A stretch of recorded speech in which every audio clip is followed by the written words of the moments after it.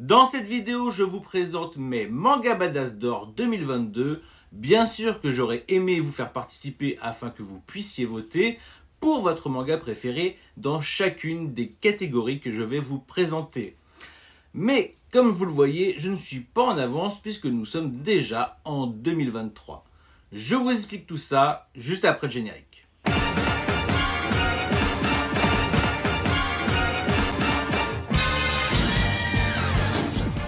Non, plus sérieusement, c'était compliqué de mettre tout ça en place avec le peu de temps que j'avais devant moi. Et puis, vous étiez certainement déjà bien occupé à voter chez d'autres confrères.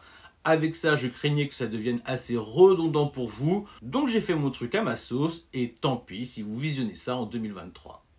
La seule règle que je me suis donnée, c'est d'avoir lu en 2022 plus d'un tome de chaque licence nominée. Pour être plus clair, si ton manga préféré n'est pas nominé, c'est que je ne l'ai pas lu ou que je n'ai lu que le premier tome et que ce n'était pas en 2022. Ce que j'estime être insuffisant pour une nomination. Allez, je vous explique le programme, hormis quelques exceptions comme le titre du meilleur et du pire éditeur, du meilleur one-shot, du meilleur manga patrimoine, de la plus grosse déception éditoriale ou du meilleur auteur ou mangaka.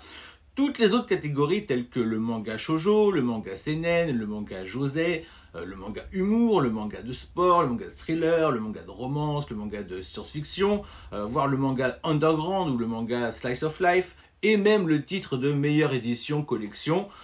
Toutes ces catégories seront divisées en deux sous-catégories, telles que manga encore en cours de parution ou terminé en 2022, et les mangas sortis en 2022. Les mangas shonen en cours de parution antérieurs à 2022 auront une sous-catégorie qui diffère un peu des autres car je distinguerai ceux venant du Weekly Shonen Jump ou du Jump Plus et ceux venant d'un autre magazine de pré-publication. Et la catégorie réédition, de par son opulence, sera divisée en shonen, shoujo et seinen. On attendra 2023 pour que ces catégories puissent s'enrichir de josei. Et c'est pour ça que vous ne retrouverez pas les rééditions de manga dans les autres catégories, hormis celle de la meilleure édition collection 2022. Par contre, les grands absents seront les Manga Badass d'Or ecchi et hentai.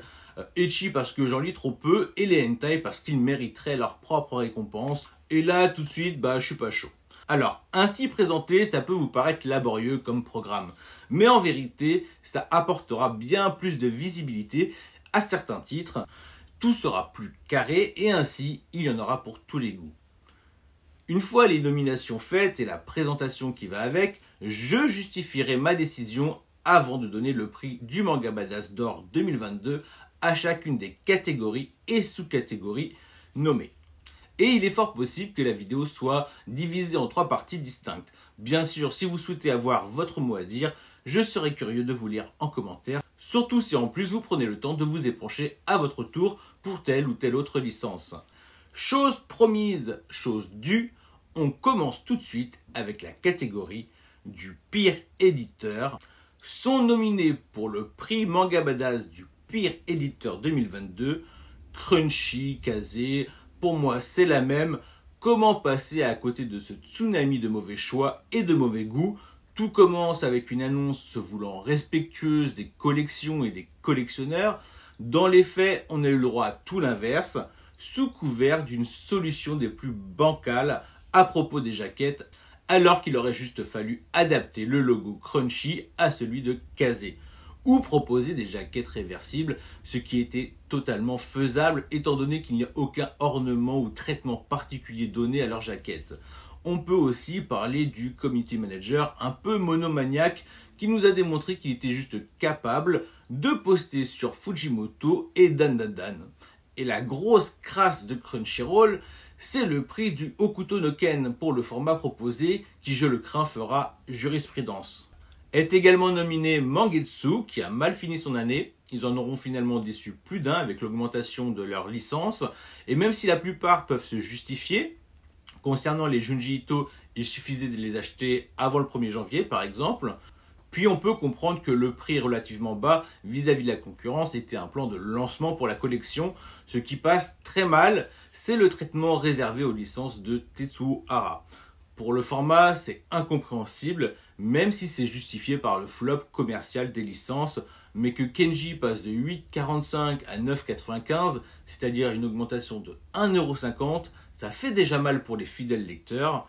Pour sûr que ça refroidira les nouveaux et ravira les futurs spéculateurs à l'avenir. Mais le pire, c'est que pour Souten no Ken, on passe de 9,90, 9,95 à 12,90, c'est-à-dire une augmentation de 3 €. Ce qui est flagrant, c'est que Mangetsu et Hachette se sont alignés au rouleau croustillant et au prix de la réédition du haut couteau de cuisine, qui est à 14,99. Bah ouais, pourquoi se priver? C'est bien ce qu'on pouvait craindre, les Die Dark, les Dragon Quest et le Hokuto no Ken semblent hélas faire jurisprudence dans le domaine du format poche dit de luxe. Alors je me mets à la place des lecteurs en format papier, ça fait mal de dépasser la barre des 10 €. Est également nominé Glénat. La maison d'édition continue en 2022 d'adapter ses cartouches vertes ou roses comme bon lui semble. Dommage qu'il n'y ait pas plus d'efforts lorsqu'on parle d'une édition plus luxueuse comme la Perfect Edition d'Evangelion. D'ailleurs, concernant cette licence, on a pu voir que l'humour du committee manager va que dans un sens, mais on a surtout pu constater de la mauvaise foi qu'a fait preuve la maison d'édition vis-à-vis du premier et deuxième tome lorsqu'il a été signalé que le trait sous le numéro au dos avait disparu pour le second tome et que le numéro avait grossi. Bien sûr, l'erreur venait du tome 1 et pas du tome 2, puisque le tome 3 était certainement déjà parti en impression avec la même charte graphique que le tome 2. Tu vois le schmilblick. Et puis chez eux, il n'y a pas de petites économies. Éditer Mermaid Saga sans ces pages couleurs, ça fait mal. Puis quand on croit qu'ils ont fait des efforts pour Sanctuary, en proposant au moins les pages en bichromie, à défaut d'en avoir aucune d'abord annoncée. On dit quand même adieu aux pages couleurs en trichomie qui sont bien évidemment plus belles. Mais surtout, on se fait bien enfler, mine de rien, parce que si on a bien les pages couleurs en début de tome, celles-ci sont absentes en milieu de tome. J'ai pas besoin de vous rappeler que Sanctuary est réédité en tome double, donc il devrait avoir les pages couleurs des débuts de tome en milieu de tome. C'est vicelard quand même, cette manière de procéder. Est également nominé Pika. La maison d'édition nous aura prouvé du peu d'intérêt qu'ils ont à investir dans la licence de Rokudenshi Blues. D'abord, la licence est annoncée sans l'acquisition de ces pages couleurs, puis pour correspondre au format moyen de leur édition Bunko, ils ont renié les planches du manga sans vergogne. Ça va jusqu'à fendre des têtes en deux, supprimer des personnages du décor, c'est sale, le travail est bâclé. Et c'est encore plus frustrant quand on imagine que Meian était aussi sur la licence. Il suffit de jeter un coup d'œil sur ce qu'il propose pour Baki et Karakuri Circus pour être encore plus dégoûté. Est également nominé Kana. Alors ne pas les nommer aurait été hypocrite de ma part. Le cas de l'édition Okage de Naruto a fait trembler la twittosphère. Cela faisait suite à la frise proposée pour les 20 ans de Naruto. Une frise décriée car faite avec les moyens du bord et des choix plus que contestables. Néanmoins, le contenu avait de quoi plaire. Seulement, c'est avec son papier transparent que le public déchante pour ce qui veut être un produit de luxe. Ce qui fait qu'au final, le client se retrouve potentiellement à acheter 4 premiers tomes de piètre qualité. Est également nominé Noévé Graphics. Que reprocher à Noévé Graphics, hormis qu'on ne sait pas qui ils sont. Niveau communication, c'est zéro. Hormis annoncer des sorties à l'appel, on n'a aucun retour. Alors oui, ça propose une nouvelle collection à moins de 4 €, mais j'ai envie de dire, pourquoi faire si ce sont des séries longues qui sortent tous les... on ne sait pas quand. C'est un flop. Ils auraient dû commencer cette collection avec un shonen fleuve pour vraiment attirer l'attention. Une collection comme ça, faut que les titres sortent par deux tous les 2 mois. Sinon, quel intérêt? D'ailleurs, j'attends Capeta avec impatience, mais pas un mot pour nous dire quand c'est reporté. Noévé Graphics, leur gros point faible, c'est le peu d'efforts qu'ils font au niveau communication et le rythme de sortie de leur licence. Celles-ci sortent au compte-gouttes, mais on ne sait pas quand on aura la suite. Perso, je préfère attendre 1 an après avoir attrapé la parution japonaise de Welcome to the Ballroom ou de Don't Call It Mystery, plutôt que de poireauter indéfiniment en attendant inexorablement et inéluctablement qu'on daigne nous donner signe de vie quant à la sortie du prochain tome qui ne vient pas. Est également nominé Delcourt Tonkam. Vous pensiez que c'était imaginable une catégorie pire éditeur sans Delcourt Tonkam. Vous me direz, Panini l'a bien fait, alors on perd pas espoir pour Delcourt Tonkam qui aura tout de même fait de très bons moves. Je pense à la collection Prestige avec Phoenix, à la réédition de Les Enfants de la Mer avec sa collection Moonlight, mais là où le bas blesse, et là où ça fait mal, c'est au niveau de leur réimpression qu'ils ont merdé. On les attendait tous et l'intention était bonne de réimprimer Mix ou le pacte des yokai. Mais il a fallu qu'ils trouvent un papier pire, je dis bien pire, au niveau du grammage que celui du Naruto Kage. Je crois que la seule fois où j'ai déjà vu ça, c'est avec le titre Gogo Monster de Taiyo Matsumoto, édité par, devinez qui, Delcourt. Mais là encore, ça pouvait sortir la mauvaise excuse de la nécessité d'un papier fin à cause de la taille du tome, comme si les éditions Prestige n'existaient pas. Non, là, il n'y a aucune excuse, c'est juste une histoire de sous. Je soupçonne que ce sont des réimpressions au rabais, juste histoire de bloquer les droits et empêcher d'autres maisons d'édition de s'y intéresser. Je ne vois que ça. Et pourtant, le coût du tome, il n'est pas au rabais, lui. Et puis, il faut que ça tombe sur une série de Mitsuru Adachi. Et je dis bien Adachi, C-H-I et non S-H-I. Parce que oui, ils ont réussi à faire la faute d'orthographe sur les dos des réimpressions de short programme. C'est à en devenir chèvre. D'aussi peu respecter cet auteur. Heureusement, 2023 nous réservera son lot de surprises quant à ce grand mangaka. Est nominé Black Box. Il y a encore peu de temps, cette maison d'édition m'était plus qu'insupportable. Mais c'est en parlant avec Authentic Manga que je me suis rendu compte que je me fourvoyais depuis plusieurs mois sur un point. Je vous explique. Lorsque j'avais envie de commander chez eux, je me retrouvais avec des... j'allais dire fils de pute. Avec des frais de port exorbitants qui, hélas, me freinaient dans mes achats. L'école impudique à 60 €, je dis oui, mais à 45 € de frais de port, je dis non. Et ça me poussait à faire plus de 300 € d'achat pour bénéficier des frais de port gratuits. C'était une dinguerie. Et sans Authentic Manga, j'étais à ça de me ridiculiser dans cette vidéo.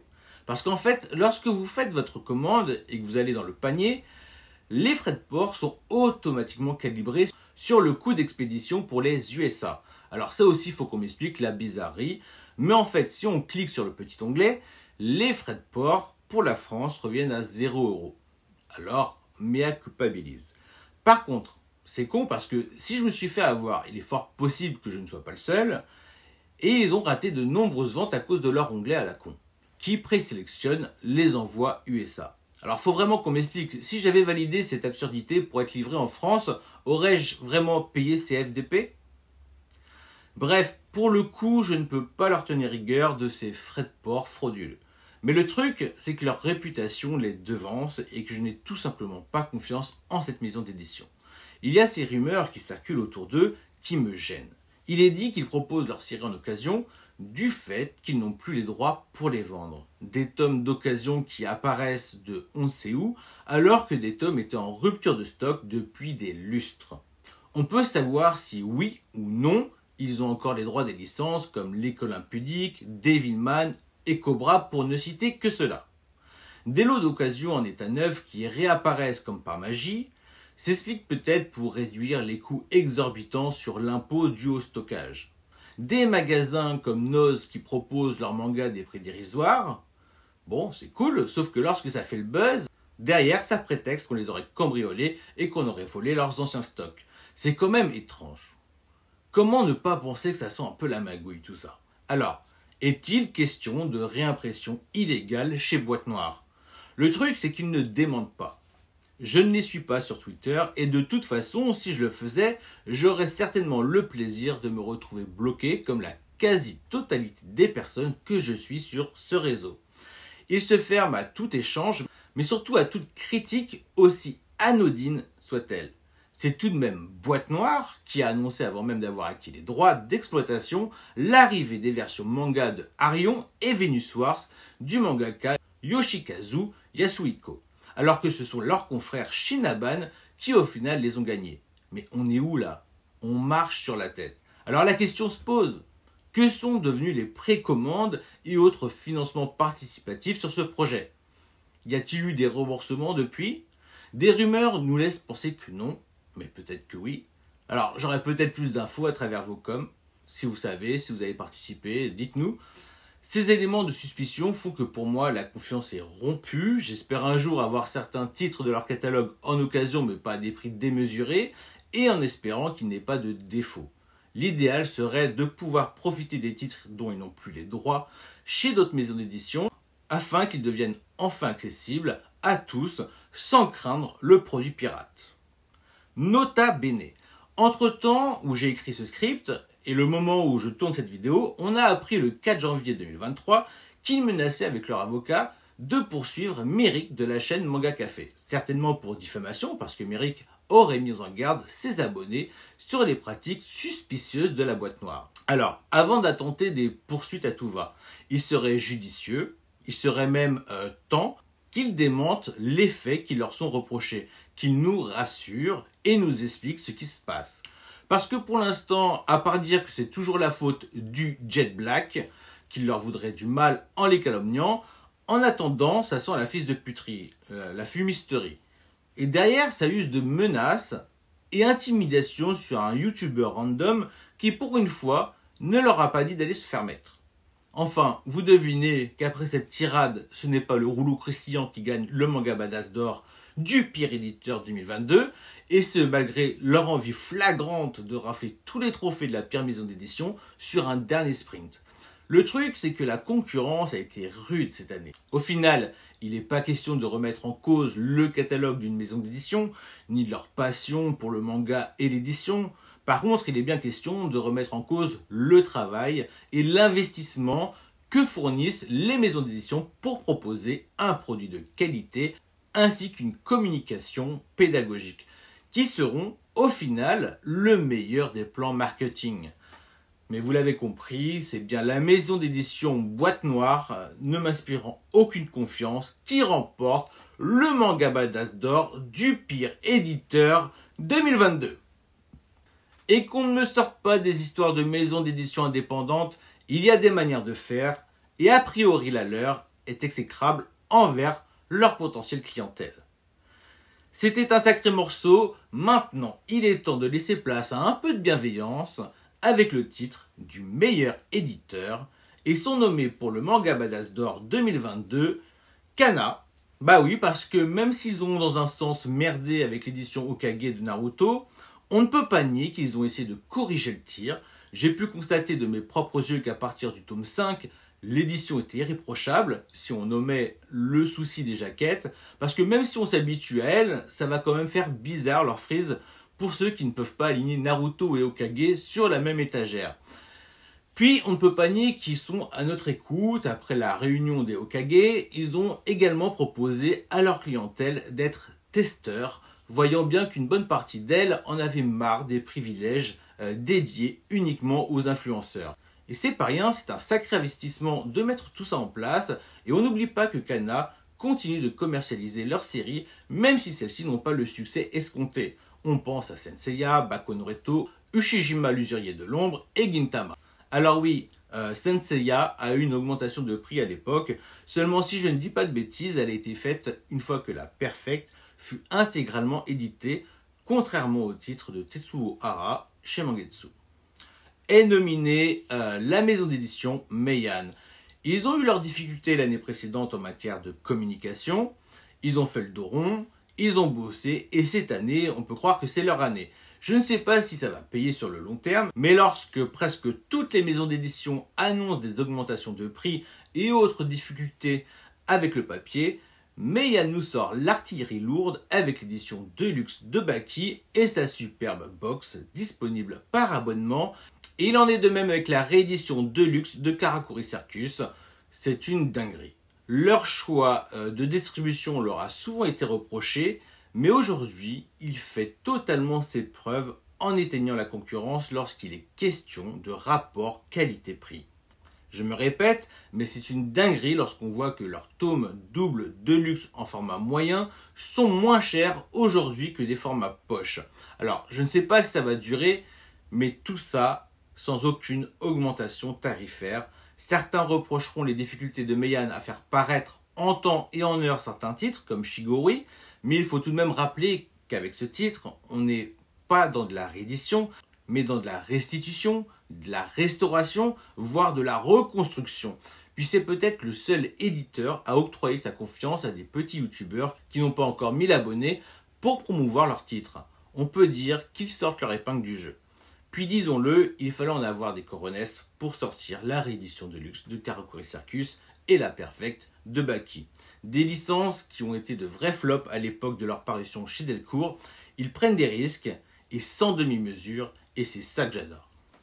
Est nominé Panini, voilà l'exemple même de la rédemption. Qui aurait pu croire que la maison d'édition Panini arriverait à redorer son image? Ainsi, ils ont proposé bon nombre de rééditions en 2021 et ils ne semblent pas prêts de s'arrêter. Pour ma part, j'espère le retour de licences telles que Red Ice ou Princesse Kaguya pour ne citer qu'elles. Le format moyen des rééditions semble avoir trouvé son public, même si on peut aussi leur reprocher une uniformité excessive, celle qu'on peut reprocher à Crunchyroll par exemple.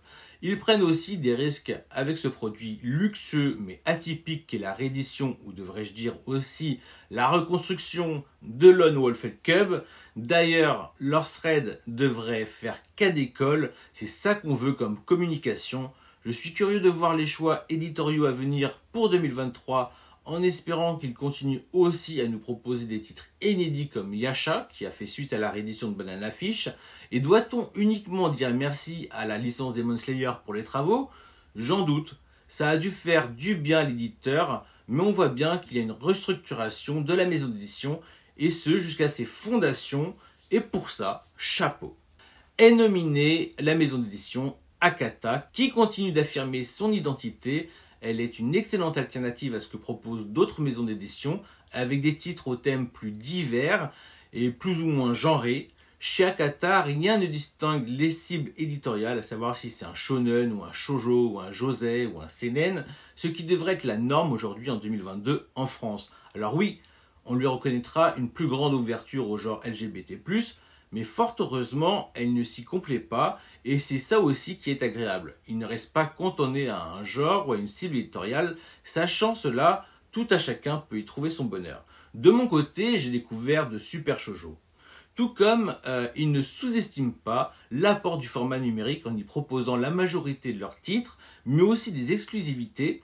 Ils sont dans le turfu sur ce sillon-là. Ça doit bien être les seuls d'ailleurs, et pour ça, chapeau bas. Vous avez tout compris, une maison d'édition qui vit avec son temps et qui apporte cette touche, ce parfum très japonisant à l'édition japonaise de manga. Et aux dernières nouvelles, Akata n'augmentera pas non plus les prix de ses licences à contre-courant de toute la production éditoriale. Alors même s'ils ne gagnent pas le prix cette année, ils deviennent un très sérieux concurrent, voire favori pour 2023.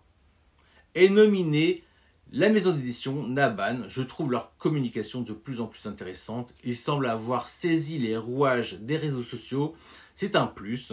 J'ai l'impression qu'ils récupèrent le capital sympathie de la petite maison d'édition que Mangetsu est en train de perdre. Je ne leur dirai jamais assez, mais prendre la peine de faire des threads sur les réseaux sociaux, c'est parfois bien plus productif qu'un simple affichage publicitaire ou d'autres matraquages promo. De plus, les travaux qu'ils promettent sur les éditions Darion et Venus Wars donnent terriblement envie. C'est ça qu'on veut aujourd'hui, pas ou plus de demi-mesure, un autre favori pour l'année à venir. En tout cas, il commence très bien 2023. Je leur souhaite juste le succès commercial qui va avec celui du succès d'Esteam. Est aussi nominé Noévé Graphics. On ne peut que féliciter la conception des mangas édités par Noévé. Ce sont des produits de qualité et même leur collection XS à moins de 4 € fait le boulot. Là-dessus, rien à dire. Et depuis 2021, certaines de leurs licences font partie des plus belles éditions du marché. Puis je ne sais pas dans quelle mesure ils prennent des risques, puisque leur situation économique a l'air un peu hors norme, mais ils osent des titres qu'on espérait même plus voir. Le seul bémol, c'est la com, et c'est pas anodin. Ils nous mettent vraiment pas en confiance avec le rythme de sortie de leur licence. Après, ils ont édité 5 Star Stories. Et rien que pour ça, je garde espoir.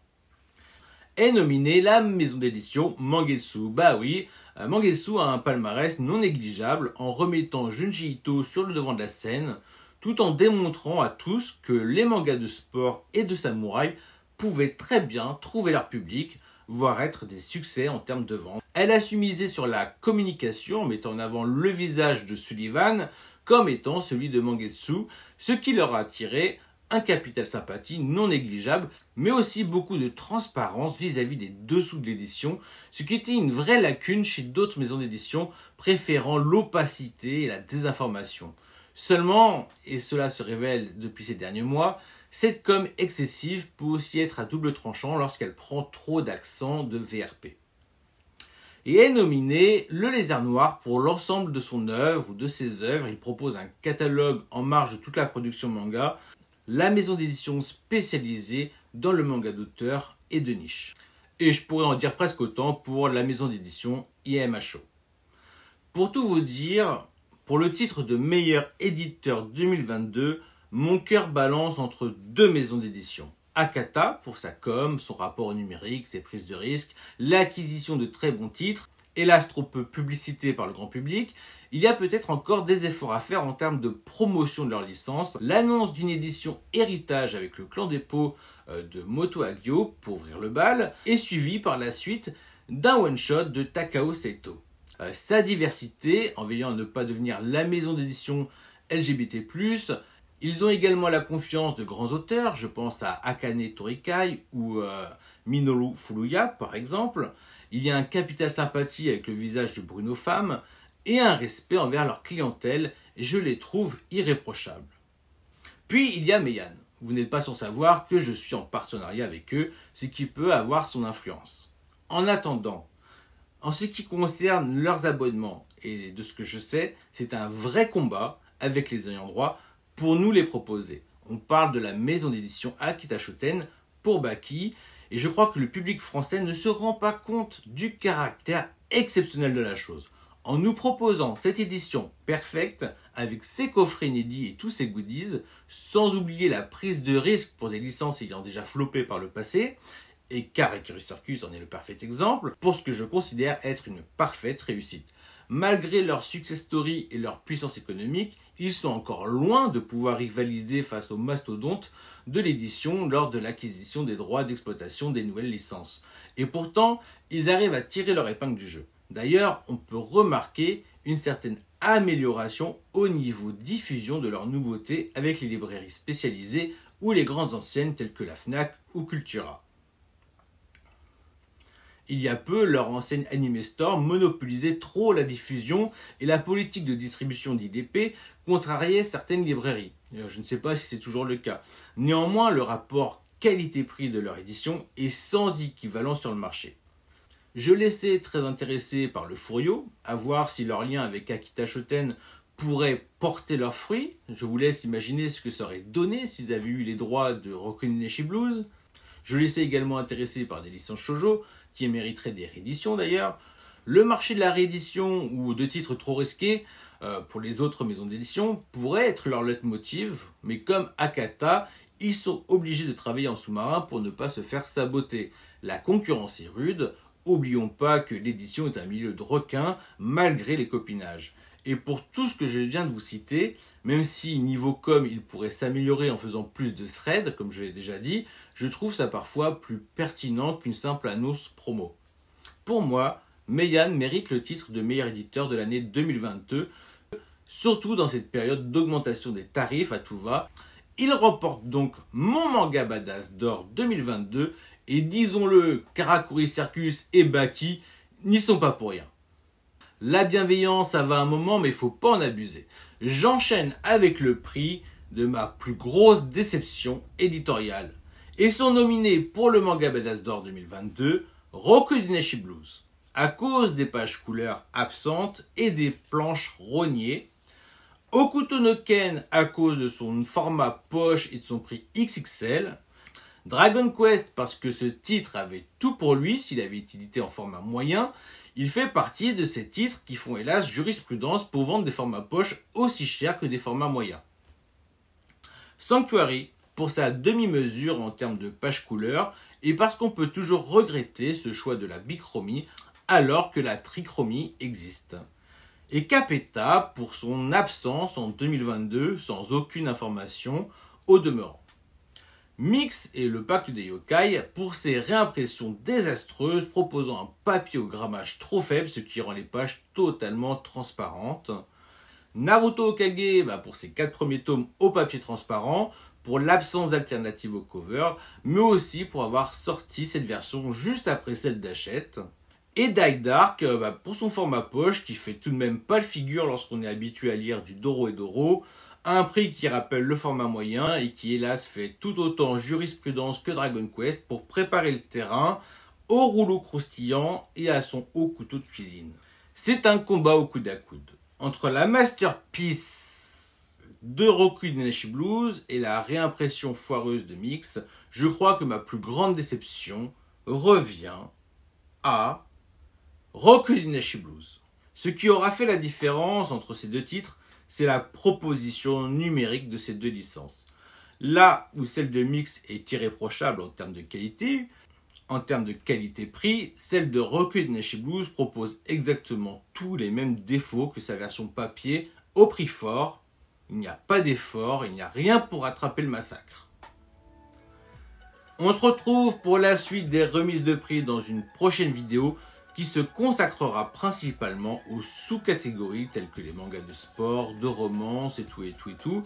C'est encore un peu compliqué selon comment je vais organiser tout ça, mais une chose est sûre, c'est qu'il faudra que j'ai lu au moins un tome en 2022, voire plus, pour être nominé, donc il y aura forcément des absents. Sur ce, j'espère que la vidéo vous a plu et on se donne rendez-vous à la prochaine. Prenez soin de vous, faites-vous plaisir en termes de lecture et d'achat. Je vous dis à bientôt, ciao!